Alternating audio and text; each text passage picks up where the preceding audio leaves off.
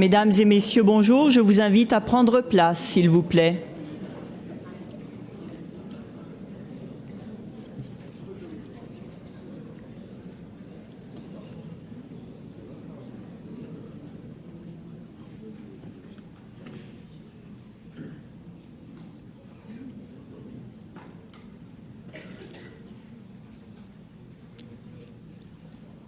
Alors, nous voici réunis, Madame la ministre de l'Enseignement supérieur, Monsieur le recteur de l'Agence universitaire de la francophonie, Monsieur le président de l'Agence universitaire de la francophonie, Mesdames et Messieurs ministres et secrétaires d'État, dignitaires, Mesdames et Messieurs distingués invités, bonjour et bienvenue.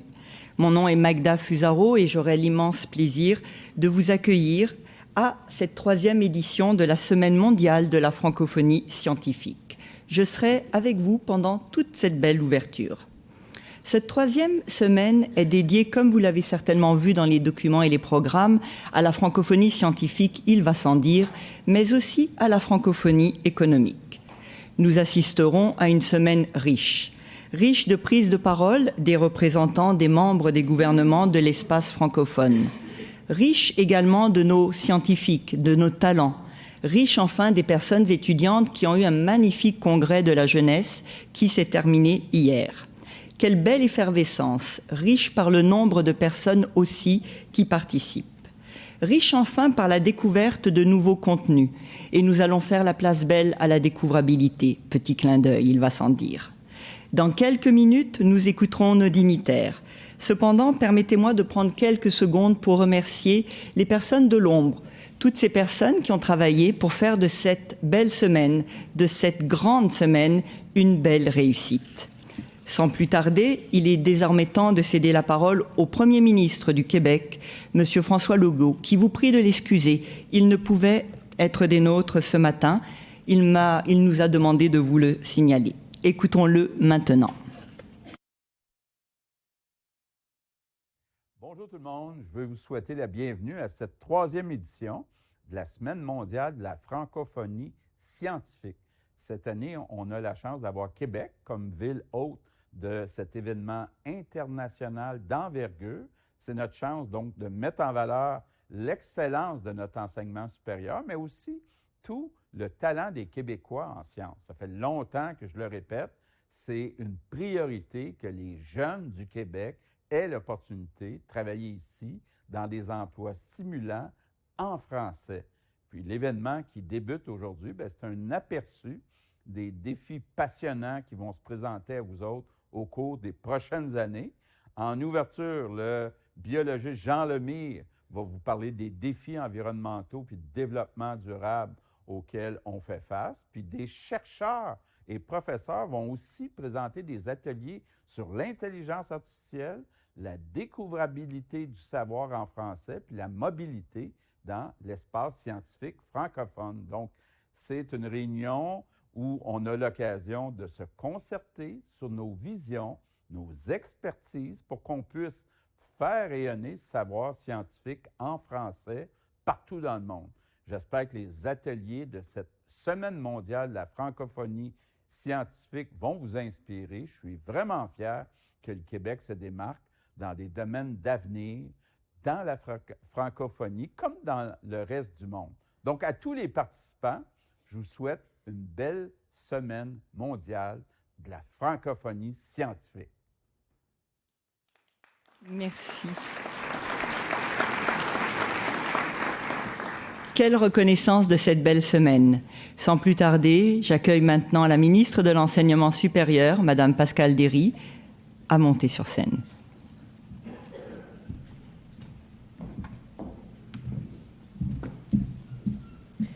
Merci beaucoup, Magda. Merci.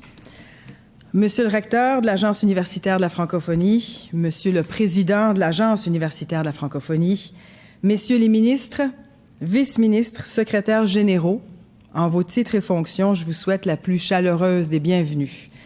Distingués invités et chers amis de la francophonie. C'est vraiment un réel plaisir d'être ici avec vous aujourd'hui pour lancer justement officiellement cette 3e édition de la Semaine mondiale de la francophonie scientifique. Je suis vraiment heureuse, c'est un grand privilège pour moi d'accueillir cet événement majeur ici chez nous, au Québec. C'est le cœur même de la francophonie scientifique qui résonne en cette semaine dans notre capitale nationale. Et je tiens à ce titre à remercier l'Agence universitaire de la francophonie pour sa confiance. Être l'hôte de cet événement cette année est un réel privilège dont nous mesurons la portée et le Québec a déployé tous les efforts nécessaires pour être à la hauteur d'un tel événement d'envergure. La qualité des différentes activités soigneusement élaborées, prévues lors des prochains jours, est en effet impressionnante. La pluralité des pays représentés ici cette semaine, ainsi que la diversité des points de vue proposés, illustrent la puissance et la place de la francophonie dans le monde. Cette place, elle ne va faire que croître, puisque selon les projections de l'Organisation internationale de la francophonie, d'ici 2050, le nombre de locuteurs francophones est appelé à doubler. Dans ce contexte, la question de la reconnaissance et de l'accessibilité des connaissances scientifiques en français constitue plus que jamais un enjeu majeur pour l'espace francophone. En tant que ministre, depuis le début de mon mandat, je cherche toujours à promouvoir et à valoriser la recherche réalisée dans nos établissements d'enseignement supérieur. Ici au Québec, nous avons une richesse unique, celle d'avoir le français comme langue officielle et commune. Et nous partageons cette richesse avec plusieurs autres nations, avec vous. Je crois sincèrement qu'en unissant nos forces, nous pouvons renforcer la valorisation de la science en français. Les 3 grands volets de cette semaine, soit le 2e congrès de la jeunesse étudiante francophone, celle qu'il y a eu hier, les 3e assises de la francophonie scientifique, la 7e conférence des ministres de l'enseignement supérieur et de la recherche de l'espace francophone, réunissent un éventail d'acteurs qui jouent des rôles importants, des rôles cruciaux dans cet écosystème mondial que nous avons. Je suivrai avec une attention particulière les activités prévues, notamment la conférence, bien sûr, sur l'intelligence artificielle en 3 temps, la conférence ministérielle, naturellement, mais également l'atelier Québec sur la découvrabilité dans tous ses États et la rencontre des dirigeants de l'enseignement supérieur. Je suis convaincue que l'ensemble de la programmation qui est proposée nous permettra de bâtir sur des fondations érigées par le Manifeste pour une diplomatie scientifique francophone, ratifié lors de la précédente édition qui s'est tenue au Caire. Au-delà des réflexions, nous pensons déjà aux actions qu'il est possible de mettre en place au bénéfice de toute la francophonie. Alors, je tiens à remercier encore une fois l'Agence universitaire de la francophonie pour le travail derrière l'organisation de cette semaine. Néanmoins, je tiens particulièrement à saluer, à remercier chaleureusement toutes les personnes dévouées au sein du ministère d'Enseignement supérieur du Québec, du ministère également des Relations internationales et de la francophonie, pour leur effort inlassable, leur contribution essentielle à la réussite de cet événement. Et merci à vous tous d'avoir fait le déplacement, parfois de loin bien sûr, pour participer à ces activités. C'est un privilège pour moi de vous recevoir ici chez nous au Québec. Je salue également tous ceux qui participent à distance, donc qui sont en ligne, ils sont nombreux. Alors, je salue également tous ces gens-là qui sont avec nous aujourd'hui. Je suis certaine que l'événement sera un succès, que les retombées positives ne se feront pas attendre. Avant de vous souhaiter une excellente semaine mondiale de la francophonie, je voudrais vous partager une pensée inspirante du poète québécois Gilles Vigneault, pour qui la francophonie, c'est un vaste pays sans frontières. C'est celui de la langue française. C'est le pays de l'intérieur. C'est le pays invisible, spirituel, mental, moral qui est en chacun de vous. Sur ce, belle semaine et merci encore.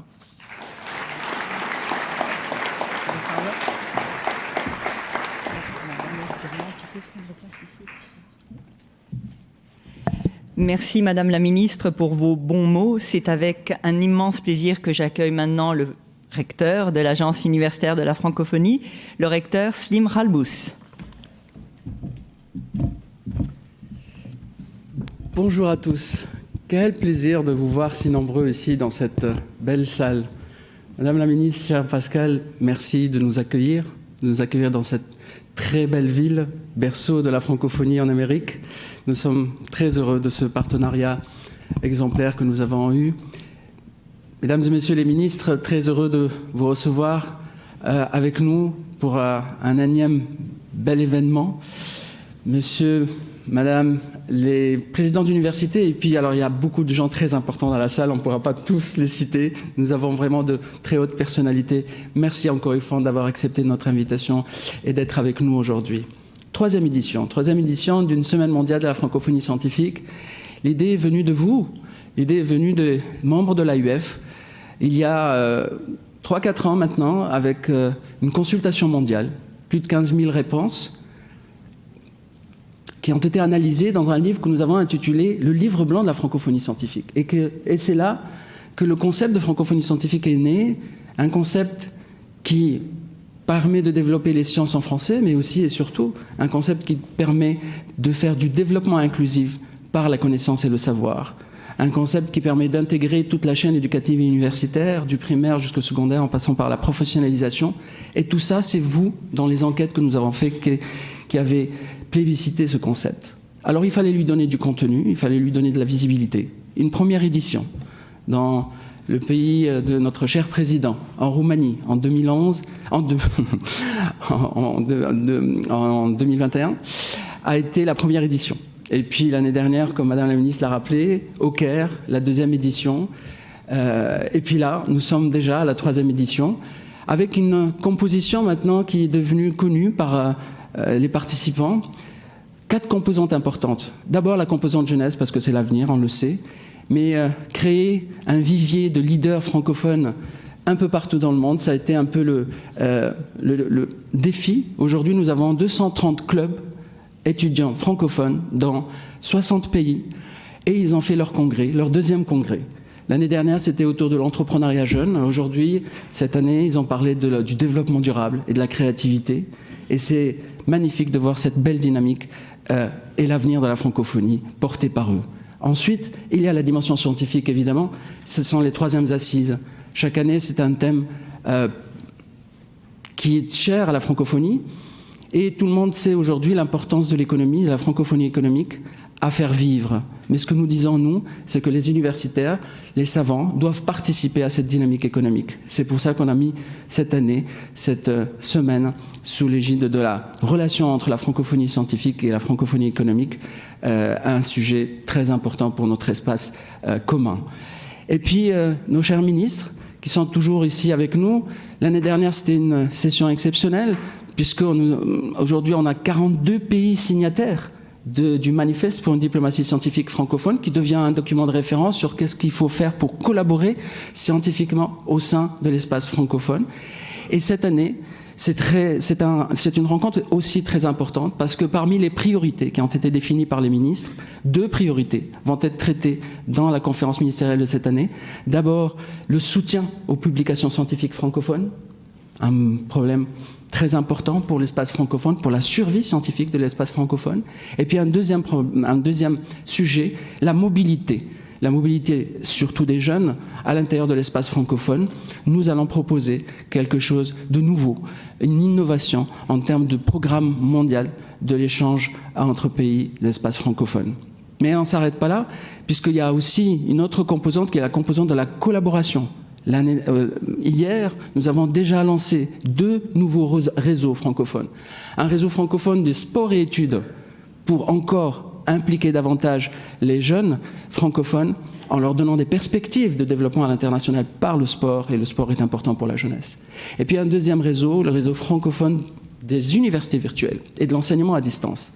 Et Dieu sait, c'est un domaine important. L'année dernière, nous avons lancé le réseau francophone de l'intelligence artificielle. C'était la première fois qu'on a un réseau francophone dans ce domaine, et aujourd'hui, on le complète par l'enseignement à distance. Il y aura d'ailleurs un atelier particulier dédié à l'intelligence artificielle pour d'abord faire un point sur ce qu'on a dit l'année dernière au Caire, à la 2e édition, et puis voir surtout les évolutions extrêmement rapides que nous voyons tous les jours.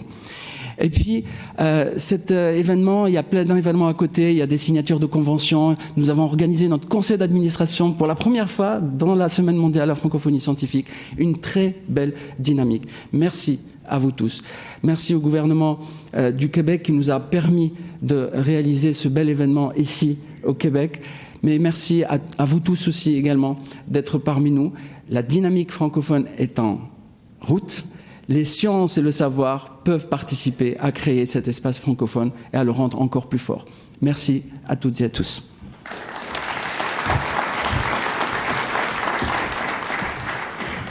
Je vous remercie, Monsieur le Recteur, pour vos bons mots et votre enthousiasme très communicatif.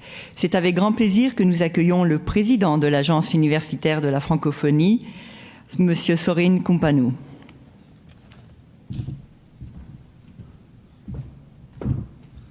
Merci Magda, merci à vous tous, merci Madame la Ministre pour les efforts et pour ce que vous avez fait pour organiser cette troisième édition ici à Québec. Et je veux remercier d'une façon ponctuelle aux autorités du Québec qui, à côté de tous les personnels de l'AIF, ont fait possible l'organisation de l'événement d'aujourd'hui.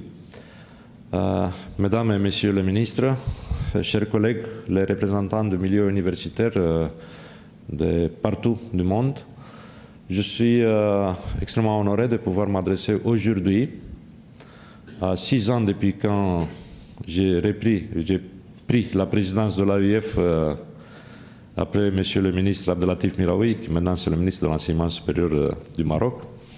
Je vois partout ex-ministre, c'est... Bon, moi j'étais aussi 3 fois, mais c'est excellent.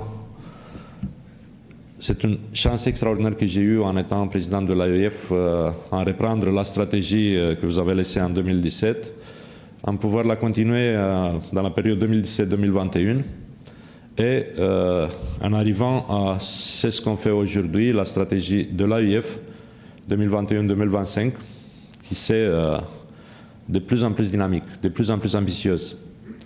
On n'avait pas des événements comme celle d'hier, l'ouverture d'événements où on a vu des centaines d'étudiants francophones de partout du monde. On n'avait pas une solidarité autour de la francophonie scientifique. On n'avait pas de projets de mobilité francophones. Ce sont des choses qui viennent. On n'avait pas de conférences de recteurs des universités francophones dans chaque région du monde. Tout ça, je peux continuer la série des exemples, peut se constituer dans une chance pour l'AIF, qui, à côté des autres acteurs qui se sont chargés pour le soutien de la francophonie, avoir l'OIF, avoir l'APF, avoir TV5 Monde, avoir Confemen, avoir Confeges, avoir AIMF, avoir beaucoup des acteurs qui soutiennent la francophonie, l'AIF, en étant la plus large réseau académique international, se constitue dans une présence bien dynamique. Je peux dire peut-être la plus dynamique présence francophone dans le monde. J'assume ça parce que j'ai des rôles dans l'APF, par exemple, un rôle assez important, et je peux dire que je connais tous les acteurs de la francophonie. Mais tout ça, on peut la faire ensemble. On est ici pour la 3e fois dans la Semaine mondiale de la francophonie. Je suis extrêmement fier d'avoir le début, la première édition en Roumanie, la 2e édition au Caire. Maintenant, on se retrouve aux 3e édition. On a des objectifs qui se sont extrêmement ambitieux, mais on peut les mettre en place seulement ensemble, surtout dans une période où peut-être, beaucoup plus qu'avant, on a besoin d'une vraie solidarité au sein de la francophonie.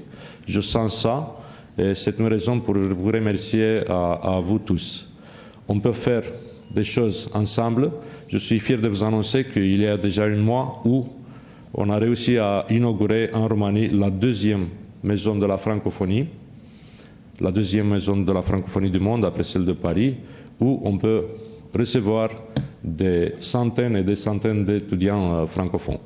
Je vous remercie à vous tous pour ce que vous faites chacun d'entre vous pour la francophonie. Merci encore une fois.